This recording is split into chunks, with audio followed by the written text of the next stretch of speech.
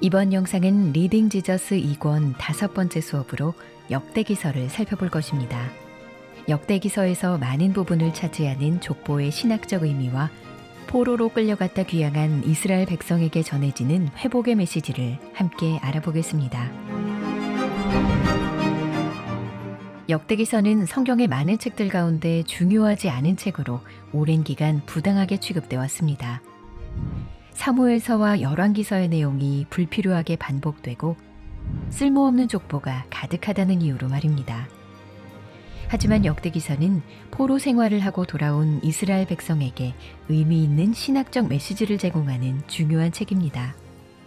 하나님의 언약이 여전히 유효한 것을 상기시키며 회복의 메시지를 전하기 때문이죠.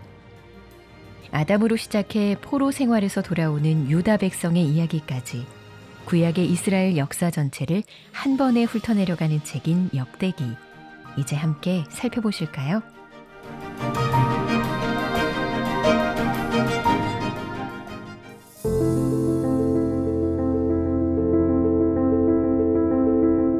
역대기서는 사무엘서와 열왕기서처럼 왕정시대를 다루지만 조금 다른 관점에서 이스라엘 천년의 역사를 기록합니다. 열왕기서의 관심이 다윗 왕조의 운명에 있다면 역대기서의 관심은 성전과 신실하신 하나님의 은혜에 있습니다.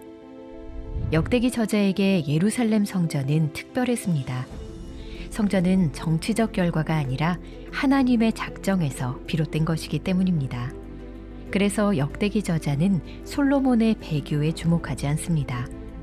오히려 성전의 위치, 건축자, 언약궤의 안치 및 완공 예시까지 그 모든 단계를 하나님께서 친히 간섭하셔서 정하신 것을 강조하지요.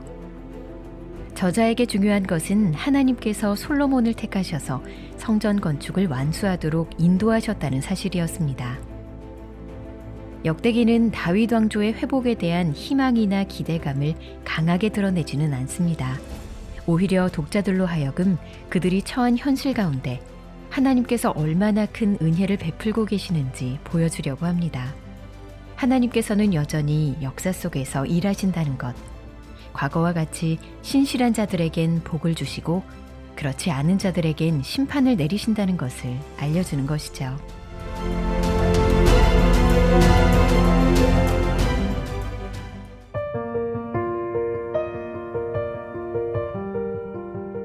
성경에 나타난 족보는 크게 두 유형으로 나뉘고 각각 다른 역할을 합니다.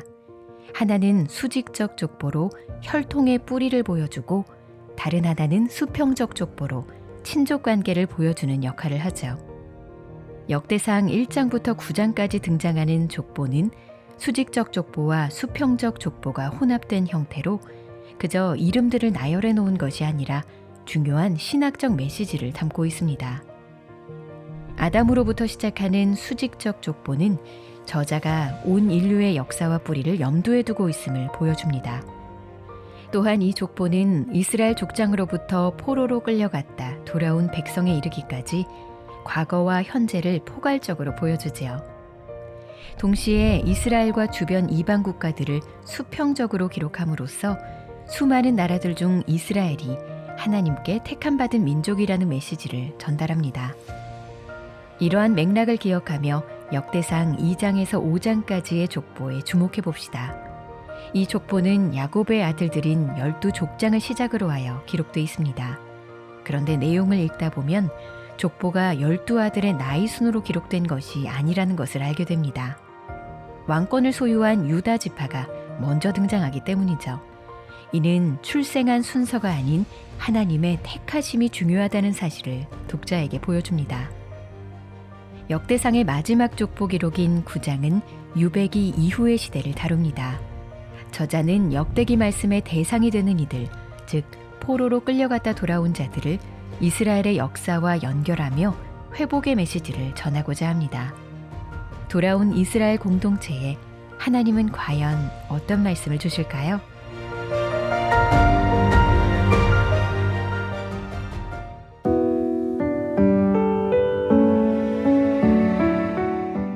먼저 역대기에 나오는 긴 족보들 사이에 있는 특별한 기록을 하나 살펴봅시다. 바로 야베스의 기도입니다. 야베스라는 이름은 고통을 뜻하지만 그의 삶은 그 이름을 따라가지 않았습니다. 자신의 지경을 넓히시고 환난에서 벗어나는 복을 달라고 간구한 야베스의 기도를 하나님께서 들어주셨기 때문입니다. 하나님께서 한 사람의 운명을 저주에서 복으로 바꾸실 수 있는 분이심을 보여주는 것이죠. 야베스의 기도가 응답되었다는 사실은 단순한 기도 응답보다 더 넓은 차원의 의미를 갖습니다.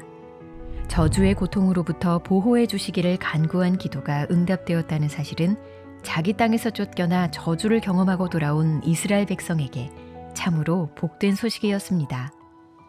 그들은 비록 저주 아래서 포로된 자로 태어났지만 하나님께서 야베스의 고통을 축복으로 바꾸어 주셨듯 그들의 삶도 축복으로 바뀔 수 있다는 의미였기 때문입니다. 하나님께서 인간이 안고 태어난 고통의 운명을 바꿀 능력과 뜻을 가지고 계시다는 사실, 그 자체가 소망과 위로가 되었습니다. 이렇듯 야베스의 기도는 단순한 기도의 공식이 아니라 유배기 이후 절망에 빠져 있던 그들의 삶에 소망을 불어넣는 메시지를 담고 있습니다.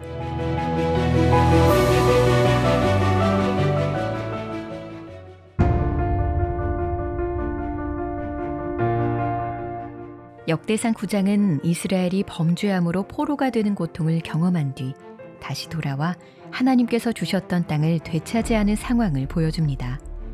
하나님께서 택하신 백성이 죄로 인해 언약의 소강 상태에 들어갔지만 이제 다시 예전의 삶으로 돌아온 것입니다. 그러나 돌아온 이스라엘 백성은 주변 강대국들로부터 압박을 받으며 여전히 낙심한 상태로 남아 있었을 것입니다.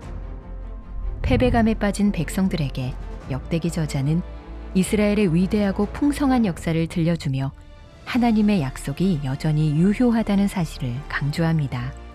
신실하신 하나님께서 다윗과 솔로몬의 찬란한 영광을 재현하실 것이라는 소망을 심어주고 있는 것입니다. 역대상 10장이 사울 왕의 실패 이야기로 시작하는 것은 이런 맥락에서 이해해야 합니다. 사울은 왕으로서 실패했지만 뒤를 이은 다윗은 이스라엘의 위대한 역사를 이룩했습니다. 이스라엘 백성들도 하나님을 따르는 데 실패하여 포로로 잡혀갔지만 이제 돌아와 이전의 영광을 회복할 것입니다. 여호와를 따르지 않았던 사울의 길이 아니라 여호와를 찾았던 다윗과 솔로몬의 길을 따라갈 때 하나님께서는 그들과 맺으신 약속을 다시 기억하시고 그들을 회복시키실 것입니다. 역대기는 백성들에게 바로 이런 메시지를 전합니다. 또 다른 중요한 메시지는 권선징악입니다. 죄 다음에는 항상 심판과 불행이, 순종 다음에는 항상 형통과 평안이 따른다는 이 주제는 분열된 왕국의 역사를 평가하는 기준이 됩니다. 여기에서 눈여겨볼 부분은 지연되는 심판입니다. 하나님께서 백성들의 순종과 회개에는 즉각적으로 반응하시며 복을 주시지만 그들의 불신앙과 범죄에 대해서는 오래 참으신다는 것입니다.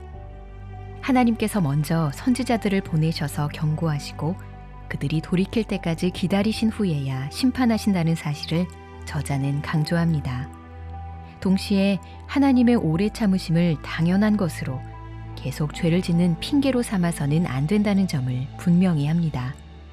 심판이 항상 연기되는 것은 아니며 하나님께서는 언제나 각 세대를 그 행한 바에 따라 다루셨다는 것입니다. 이런 의미에서 역대기는 회복의 공동체를 향한 경고일 수 있습니다. 잘못을 범하고도 심판이 미뤄질 것이라 생각하지 말고 항상 스스로 겸비하여 하나님의 얼굴을 찾으라는 것이죠. 저자가 백성들에게 전한 메시지의 요약은 역대하 20장 20절 말씀이라고 할 수 있을 것입니다. 유다와 예루살렘 주민들아, 내 말을 들을지어다. 너희는 너희 하나님 여호와를 신뢰하라. 그리하면 견고히 서리라. 그의 선지자들을 신뢰하라. 그리하면 형통하리라.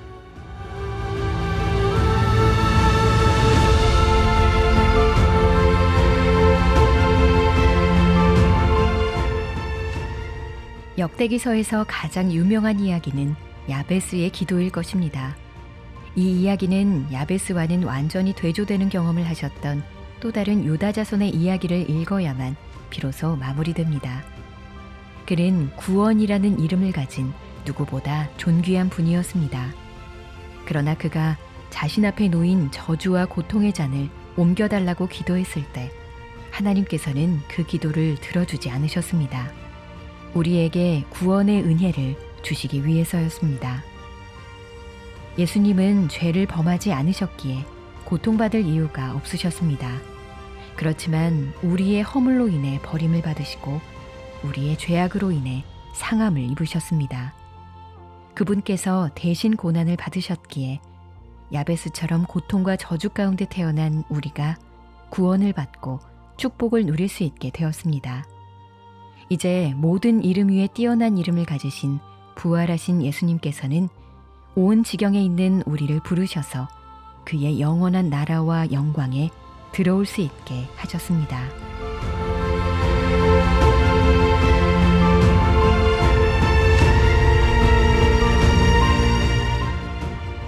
다음 영상은 리딩 지저스 2권의 6번째 수업으로 역대기서 마지막 장에 기록된 유배기와 포로 귀환 이후의 이야기를 다룰 것입니다. 두 선지서 학개와 스가랴를 중심으로 다시 유다로 돌아온 백성들을 향해 하나님께서 어떤 말씀을 선포하셨는지 알아보겠습니다.